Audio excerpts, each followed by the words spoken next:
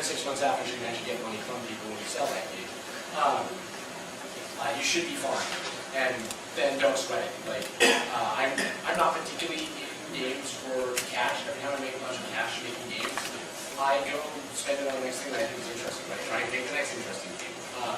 So, if dollars are what you want, you're not going to find a game, right? Like, your skills are better used elsewhere. But if you love this medium, don't worry about it. That's the answer. All right. Other people back there. I saw. Oh wait. I guess I lied. Let's go for it. Hola. All right. Do you have any tips on the problems of communication between designers and programmers? Yes, actually I do. Bet neither of us were expecting me to say that. So I have one totally practical tip that a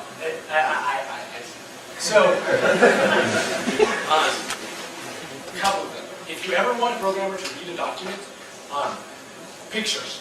I found that a lot of programmer mindset, you throw pictures in, not where they're most valuable, but where you want them to stop, because they have to figure out the picture. Bang!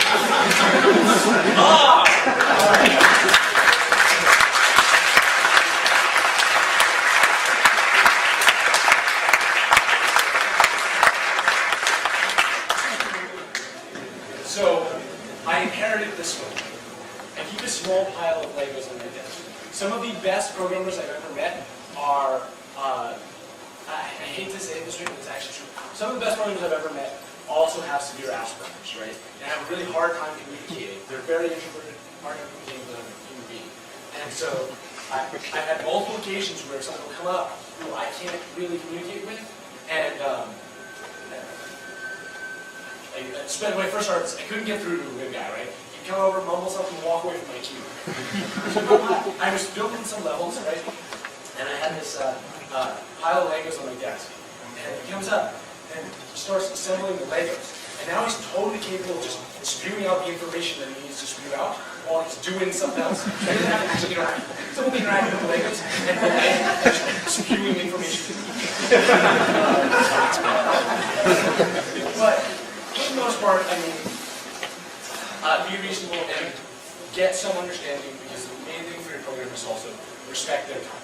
They have a very high name on the craft, and as a designer, make sure that your requests to them are reasonable, and make sure that you detail your request to a level that they understand what they have to build, rather than saying you want something that might cost an extra few weeks.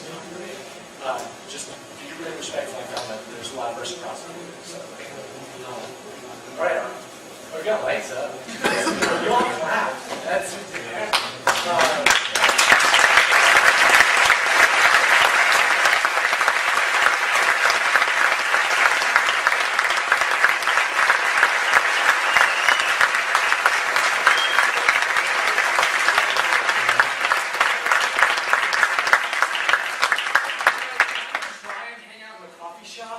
So anybody who wants to just come over and hang out, we can continue this discussion.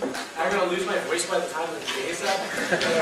Alright, so should we clear out the room and let there are other great talks? Alright, how's it going? Chicos, una cosa antes.